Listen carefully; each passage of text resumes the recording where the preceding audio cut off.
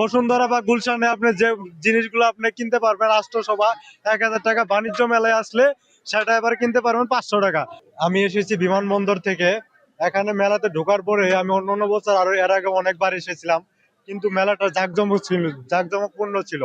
কিন্তু এবার দেখতে পাচ্ছেন রাইড গুলো এক একটা এক এক জায়গায় দেওয়া হয়েছে এবং স্টল গুলো কোনো শৃঙ্খলা নাই। এই বাণিজ্য মেলাতে মনে করেন হাজার হাজার কোটি টাকা ইনভেস্ট করে ইনভেস্টমেন্টরা, কিন্তু এবার মনে করেন জাঁকজমকপূর্ণ পাচ্ছি না। জায়গায় জায়গায় বালু দেওয়া হয়েছে, আপনি দেখতে পারবেন মানে অনেক জায়গায় বালু বা ইয়ে আছে, ময়লা টমলা লেগে আছে।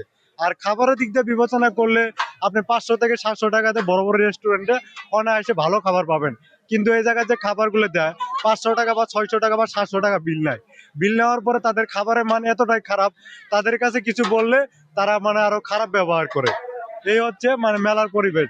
আর মেলার পরিবেশ আপনি ঘুরে ফিরে দেখতে পারবেন এবার অন্যান্য বছর চাইতে এবার একটু মানুষ কম, কারণ অন্যান্য বছরে অনেক মানুষ আছে, কিন্তু এবারে অন্যান্য বছরের টিকিট কাউন্টারে ভিড় থাকে, এবার কোনো ভিড় নাই, আপনি অনায়াসে ঢুকতে পারবেন।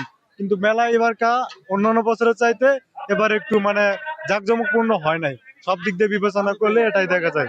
অন্যান্য বছরে অনেক লোকজন আসে, কিন্তু এবার হয়তো লোকজন একটু কম, যেহেতু আজকে শেষ দিন, লোক কানায় কানায় ভর্তি হওয়ার কথা, কিন্তু লোক আজকে অথচ ফাঁকা, মাঠ ফাঁকা। বসুন্ধরা বা গুলশানে আপনি যে জিনিসগুলো আপনি কিনতে পারবেন রাষ্ট্রসভা 1000 টাকা, বাণিজ্য মেলায় আসলে সেটা এবার কিনতে পারবেন 500 টাকা।